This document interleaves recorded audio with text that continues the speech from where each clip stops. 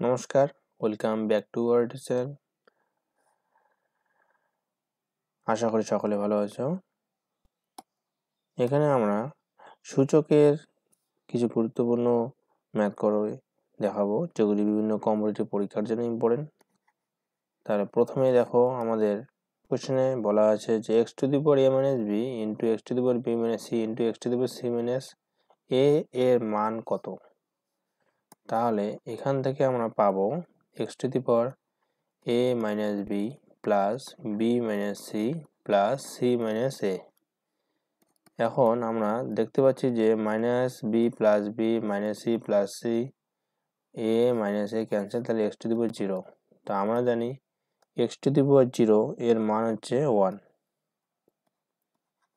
অতএব এই যে আমরা ম্যাথটি দেখতে পাচ্ছি এর মান হচ্ছে 1। আমরা নেক্সট কোশ্চেনে যাচ্ছি যে root over 2 to the power n যদি হয় তাহলে ইকুয়াল টু আবার দেওয়া আছে 64। তাহলে এখানে আমাদের বের করতে বলছে n এর মান কত।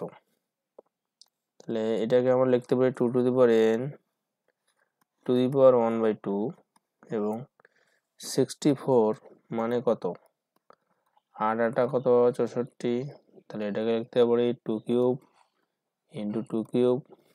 এবার 2 কিউব ইন্টু 2 কিউবকে লিখতে পারি 2 টু দি পাওয়ার 6। তাহলে 64 এর জায়গায় লিখতে পারি 2 টু দি পাওয়ার 6। তাহলে এখানে 2 টু দি পাওয়ার n/2 আসবে, এখানে 2 টু দি পাওয়ার 6। এখন আমরা জানি যে যদি বেস সমান হয়, দেখো এখানেও 2 আছে এখানেও 2 আছে, তাহলে বেস সমান হলে পাওয়ারগুলো সমান হয়। পাওয়ার এখানে n/2 আর এখানে পাওয়ার হচ্ছে 6। তাহলে n এর মান হলো 6 দুগুণ 12। তাহলে এখানে আমাদের 12 হয়ে গেল, n এর মান 12। নেক্সট কোশ্চেনে যাচ্ছি। এখানে বলা আছে 125 টু দি পাওয়ার x এগুলো 625 হলে x এর মান কত। তো 125কে আমরা লিখতে পারি 5 কিউব, কারণ দেখো 5 গুণ 5 গুণ 5 অর্থাৎ 5 5 25, 25-এর সঙ্গে আর 5 গুণ করলে হয় 125। আবার 625 মানে কি 25 গুণ 25 করলে আমরা 625। তাহলে 25কে আমরা লিখতে পারি 5 স্কোয়ার, আবার 25 হলে 5 স্কোয়ার। আবার এটাকে আমরা লিখতে পারি 5 পাওয়ার কত, আমাদের এখানে 4 হয়ে গেল। ঠিক আছে, তাহলে 125-এর জায়গায় লিখতে পারি 5 কিউব এবং 625-এর জায়গায় লিখতে পারি 5 টু দি পাওয়ার 4। এখন দেখো এটাকে আমরা লিখতে পারি 5 টু দি পাওয়ার 3x এবং 5 টু দি পাওয়ার 4। এখন আমরা দেখতে পাচ্ছি, দেখো এখানেও 5 এখানেও 5, দু জায়গায় 5 আছে। যদি বেস সমান হয় তাহলে পাওয়ার দুটো আমরা সমান করে দেব। তাহলে 3x এখানে পাওয়ার আর এখানে আমাদের 4 পাওয়ার। তাহলে x ইকুয়াল টু আসছে আমাদের 4/3।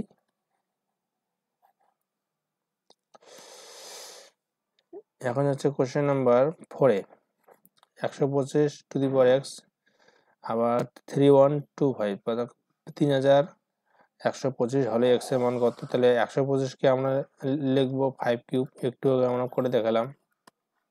আবার 3200 না 3125কে আমরা লিখতে পারি 625 গুণ 5।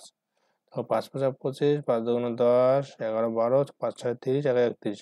আবার 625কে আমরা লিখেছি 5 টু দি পাওয়ার 4।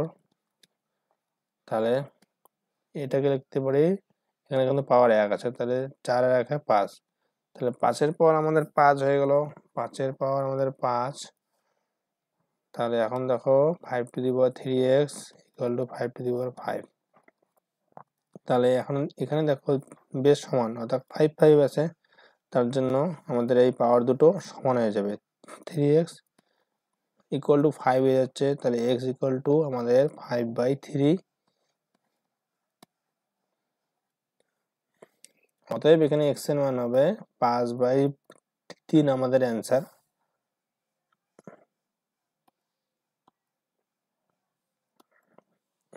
এখন হচ্ছে কোশ্চেন নাম্বার 5। তখন 9 এর পাওয়ার দেওয়া আছে x, তাই না, এবং 81 দেওয়া আছে। তাহলে এখানে দেখো 9 কে আমরা লিখতে পারি 3 × 3 অর্থাৎ 3 স্কয়ার। এখন 81 কে আমরা লিখতে পারি, দেখো 9 নং কত 81, ঠিক আছে। তাহলে এটাকে লিখতে পারি 3 স্কয়ার × 3 স্কয়ার। এটাকে আমরা দুই ভাবে করতে পারি। দেখো এটাকে আমরা প্রথমে 9 x যা আছে তাই লিখলাম, এখানে 81 দেওয়া আছে, 81 মানে কি 9 এর স্কয়ার, অর্থাৎ 9 × 9 মানে 9 এর স্কয়ার। এখন দেখো x দেওয়া আছে, এখানে দেখো 9 এর অর্থাৎ 9 আমরা x লিখলাম, আর এখানে দেখো 2 3 দেওয়া আছে, তাহলে এই পাওয়ারে গুণ হয়ে যায়, তাহলে 3 2 6। এখন দেখো এখানে 9 বেস, এখানেও 9 বেস, যদি আমাদের বেস সমান হয় তাহলে আমাদের পাওয়ার এই পাওয়ার যে দেখতে পাচ্ছি, তাহলে আমাদের পাওয়ার সমান হবে x এর মান আমাদের হবে 6।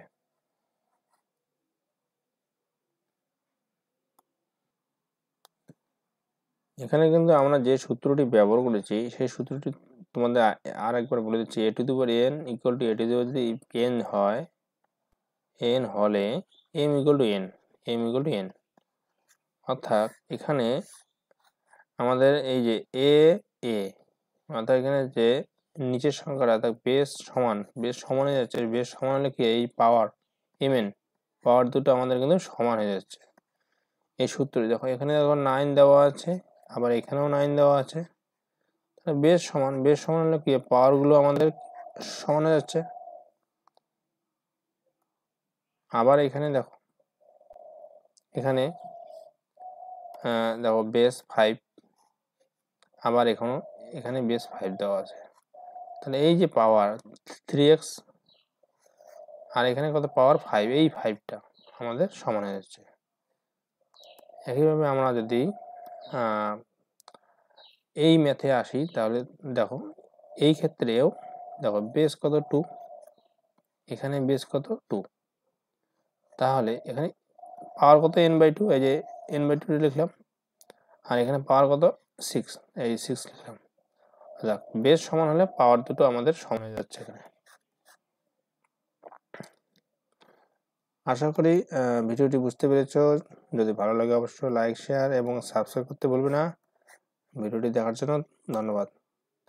আর এখানে আরেকটা জিনিস মনে রাখবে, যে কোনো সংখ্যার উপর পাওয়ার যে 0 হয়